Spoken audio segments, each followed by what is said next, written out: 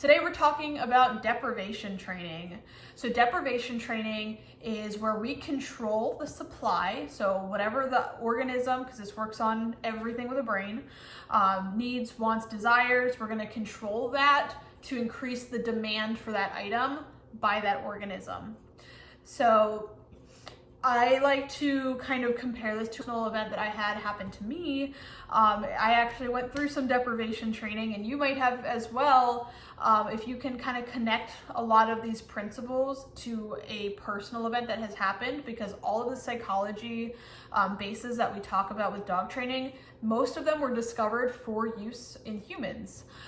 So if you can kind of internalize some of this stuff, it may help you to understand what the concepts mean to your dog. So when I first got married to my husband, he was stationed in North Carolina, Fort Bragg, which I believe is now Fort Liberty. I'm not really, it's been a minute, but obviously, you know, I'm from Virginia, so I'm 6 hours away from where I lived before I got married. And I didn't know anyone. I didn't really have any friends. I didn't talk to anyone, which typically for me is fine, right? I'm not a super duper social person. You know, if given the choice of be by myself or go to a party, I'm picking be by myself. It's just who I am, right? But humans, like a lot of animals, have that social need. So because my supply for social ability is now decreased, right? It's being taken from me. I say taken like someone's deliberately doing it, but it's just circumstantial here. But you know, that is depleted. So now my demand for social interaction goes up, right?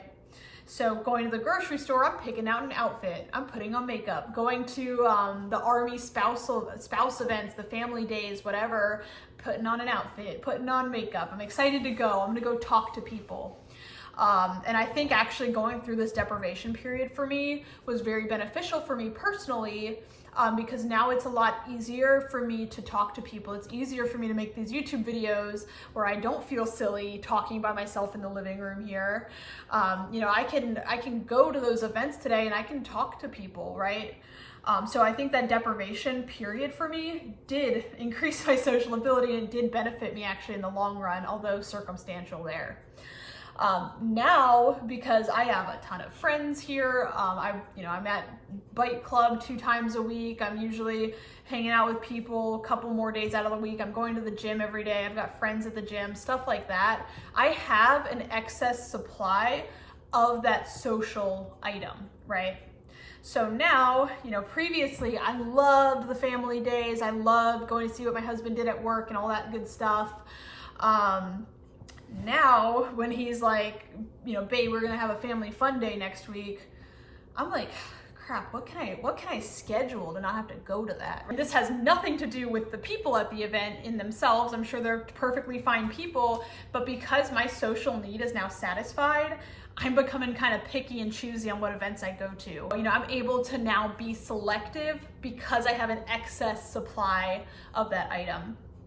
So it's gonna go for our dogs too, and we can control literally everything, like more than you probably think with the dogs.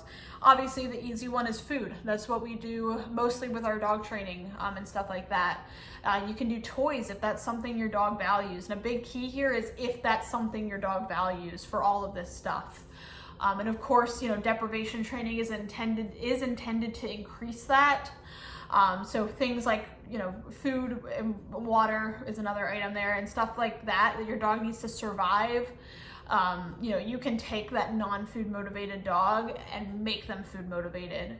If your dog has no prey drive, they really don't like toys, stuff like that, you know, deprivation training for the toys and things, maybe, you know, that one gets a little bit iffy, because it's what your dog desires, and there are natural things that all organisms are going to desire, things that you need to live. So we're talking food, toys, water, spaces, you know, freedoms, things like that. We can control all of those items. So how we control stuff is easy with food. We're withholding that food. How do I control spaces? I put the dog in a kennel when they're not being trained, when they're out doing stuff, being trained, potties, whatever. We're on a leash, right? I'm limiting the dog's ability to go do whatever they want. The reason that we utilize deprivation training is to increase that motivation, as I keep kind of saying. So, with dog training, I want a way to tell my dog they did the right thing. I want a way to pay the dog. So the food is a really clear contender for that. Every dog needs food. You can use the dog's kibble. We know the dog likes food, right? Because we can control that item. I can create whatever food motivated monster I absolutely want here. And the reason we do things like control spaces is we're lowering the options of other stuff the dog can go do. So if I have I'm gonna say average pet dog, but I'm hoping that this isn't quite the average here. And typically in these scenarios, I've trained a large amount of dogs here, so I've got kind of a baseline to go off of. Typically these scenarios, the dog is overweight. They are being free fed by the bowl of kibble is just available. Occasionally, the owner will be like, oh, he has free fed food all the time, but he gets wet food in the morning and at night, but he doesn't always eat. Usually the key here is he doesn't always eat it all. He kind of just grazes throughout the day. He's free to roam in the house whenever he wants. He gets on the furniture, he does whatever. The struggle the owner's gonna have when they decide, okay, we're gonna go ahead and do some dog training, is the dog may see the milk bone in your hand or whatever treat you're using, and he's gonna go, I have free food at home. Like, why are you making me do all this stuff, right? I'm not hungry. I don't want that. There is no demand for that food. The same thing is gonna go with the spaces. Why do I wanna go walk on a 6-foot leash with you where I have to stay by your hip when I could go sleep on the couch? I can go chew up the leg in the dining room table. I can go do all of this other stuff. Why would I want to go do that? So we're kind of creating a purpose for the dog. So typically, and I'm talking in the format of me doing a board and train with a dog. So the dog will come in, usually the first day, they're not gonna eat. That's really, really normal. It's honestly more abnormal for dogs to eat the first day than it is normal. It is very stressful. It's a new environment. Usually there's, other dogs kenneled in the room. Sometimes they can bark, stuff like that. Totally get it. Which if your dog does go off to a board and train scenario or something, don't panic if they don't eat the first day. That is very, very normal. The dog comes in, they don't want to eat the first day, fine, whatever. We put them, we keep them in the kennel for their safety, and then also for the deprivation training. A lot of the dogs we get are coming from that picture of they're being free fed, they're allowed to do whatever they want. They're kind of aloof about life. They're just here to be them. So we put them through a period of the deprivation training. And now the big key here is deprivation is not starvation. There is a huge difference here. And I actually, I hear that concern come up a lot, and it's a totally fair concern to have. My dog Gracie, all the time people are like, oh, what is she working for? She loves that food, whatever. And I'm like, it's her kibble. This is nothing cool for her. This is literally just her daily food. And you get kind of two parties to this. You get people that are like, oh my God, that's so cool. I wish my dog could do that. And then you're starving your dog. You're making her work for every single thing. That's not nice, And a big understanding here to make is I'm not here to be nice to my dog. Doesn't mean I'm gonna be mean to them either, but I'm gonna be fair to my dog, right? I tell owners this all of the time, especially when we have severe problems with dogs, like aggression and things. You need to think of yourself as the handler first, pet owner second. It is your responsibility to the dog to do that. And I'll kind of talk a little bit more about that a little bit more in this video. I want to talk about that in a separate video because I think it is a very, very common problem I've been seeing more and more. So I have Gracie that does all of this stuff for her one piece of kibble, and that's because I have done from day one as a puppy for her, which now of course she's earned more freedom. So deprivation training isn't forever. It is for a period of time to establish the economy with your house, your dog, and all of that. So when I got Gracie, I want to say she was about 13 weeks when I got her. Since day one, food comes from me. You're in the kennel or you're on the leash training. There's no wandering around the house to go pee on the carpet. There's no, getting to graze whenever and doing all of that stuff. A couple things happen with that. One, she's got amazing food motivation. She's also got amazing focus on me. She knows anytime I'm around, something amazing is going to happen. And that doesn't mean that my dog is living a horrible life. She's asleep on the couch right now next to me. I do let my dogs do stuff on the furniture and hang out and do kind of whatever they want to a point, because I know they can act appropriately with the freedoms they're being given. So my benefits of me doing that deprivation training is she'll do whatever for a piece of kibble. She's very attentive to me. She also is very well kennel trained. And I think the only thing she chewed up as a puppy was the first leash she had. That's it. She kept biting the leash when she was little. I was a new dog trainer. I didn't know what to do. I had no puppy damages from my puppy, and she was not an easy puppy. She was horrible. I'm telling you right now, she was terrible. Not that I don't love her 100%, but I kept my dog safe with that deprivation. I built the foundation of our relationship with that deprivation, and I created a very safe routine for my dog with deprivation. She had a very good understanding from day one that I come out of the kennel, I wait for my release. The door opens, but I wait to be released. Mom's gonna put the leash on, we're gonna go potty, we're gonna train, I'm gonna go back, or I'm gonna get offered water, and then I'm gonna go back in the kennel. Very clear pattern. And I talk about how important patterns are in my video about dominance by default in dogs, so I highly recommend you go watch that, even if it's not a concern you have. It may help you to understand some things. And going along with patterns, with this deprivation, we're increasing motivation for things like food, right? And so I can create these informal contracts with my dog, and my training is gonna look a lot better, a lot nicer, a lot cleaner, and my communication with my dog is way, way, way more effective. So when we talk about markers, and this is not a video about markers and stuff, I can totally do one though. My dogs understand that that's my continuation marker. It means keep doing what you're doing, but it means you're gonna get rewarded. So I can, pinpoint that point that that behavior my dog is giving me and say, that's what got you the food. I can also tell them no, and they know a correction's coming. So my dog is very secure, and of course we're doing all of this fairly. I'm not gonna correct a dog for not knowing something. I can create a really strong pattern of, when I say good, that motivator comes. I say no, you get a correction, you get something unpleasant, right? And that boosts my dog's confidence, because they know how to hit that was right button. They know that they're gonna get that no and that correction when they do something that they know is incorrect.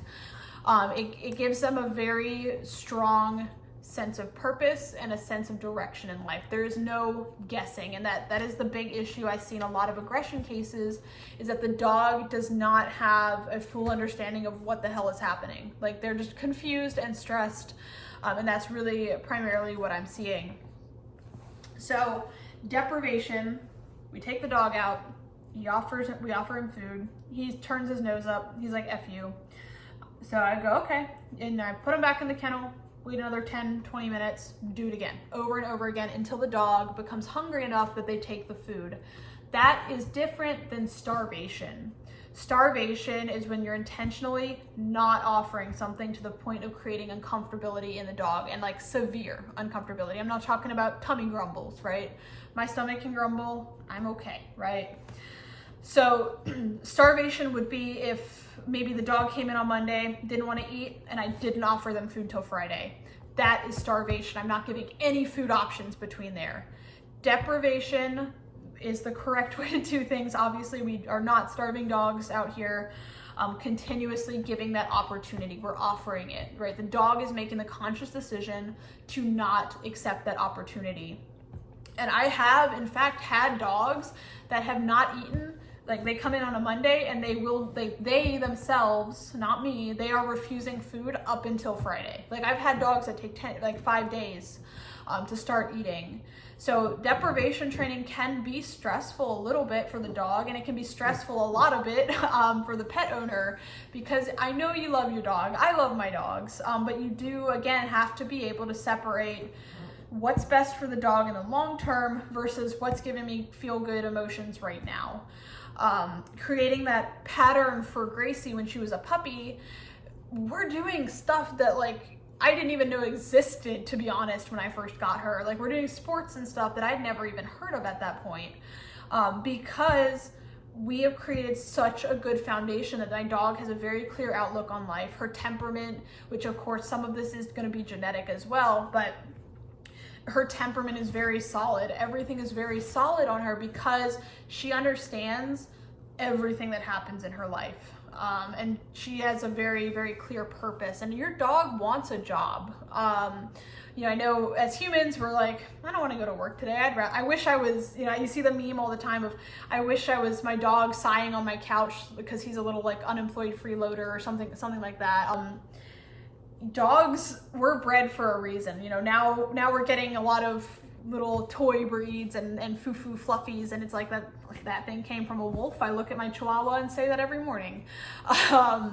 But your dog was bred for a purpose, you know. Your Husky was bred to pull sleds for a job. Your Malinois was bred to herd animals. Same with your German Shepherds. Your Dachshund was bred to go eat little vermin and little rats and like little nasty things, you know. Your Chihuahua, I think they were bred to be eaten, but we're not going to talk about that.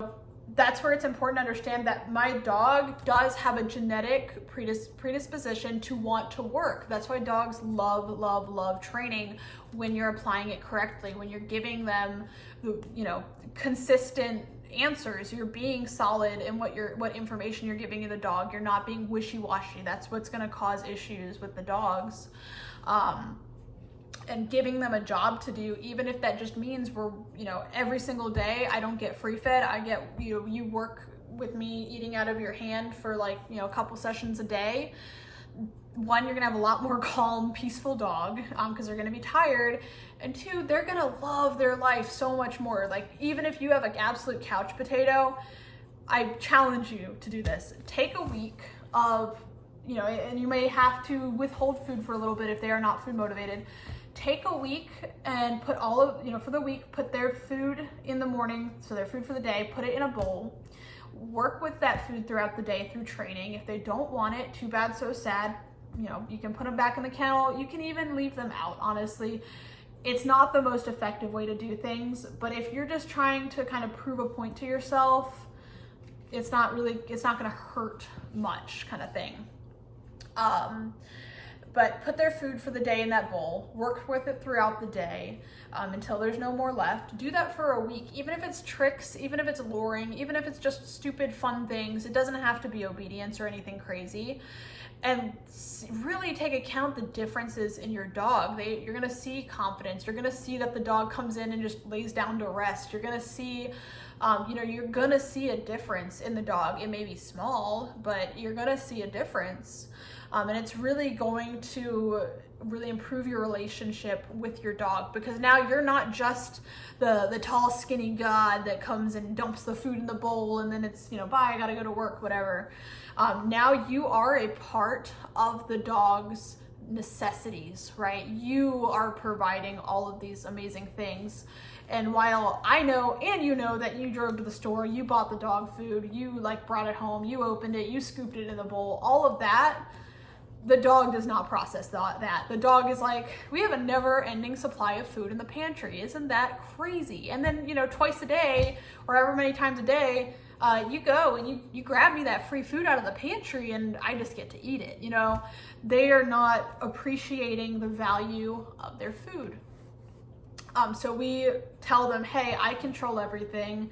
I am the center of your universe.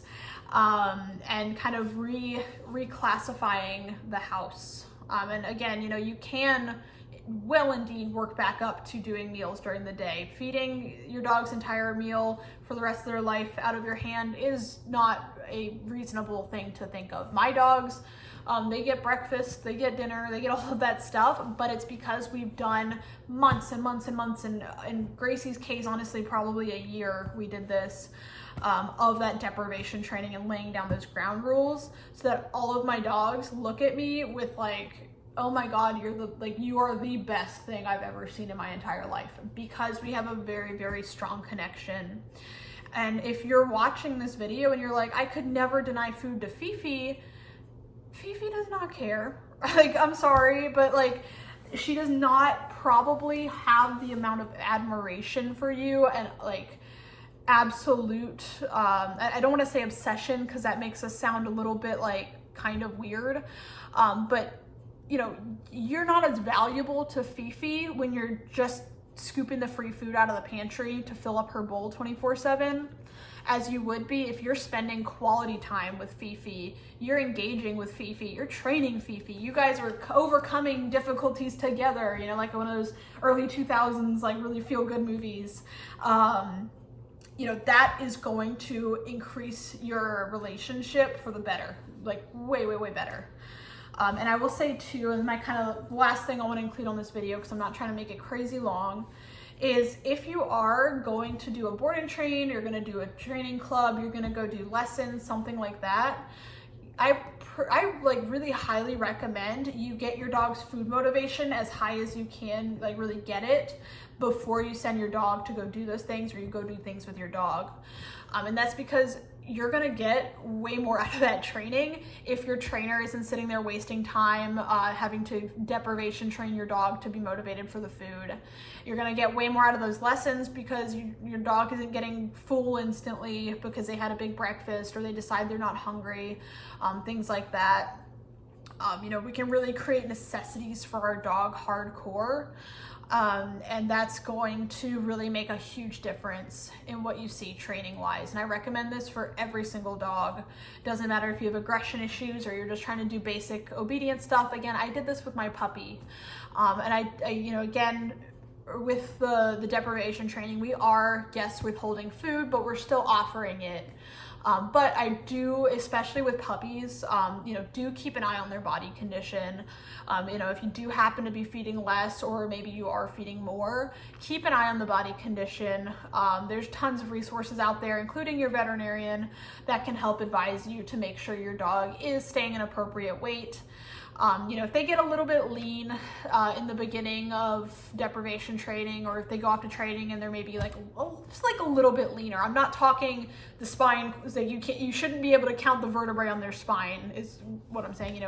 They may lose a little bit of weight in the beginning of this, but it should kind of even back out as we get better with the training and things like that.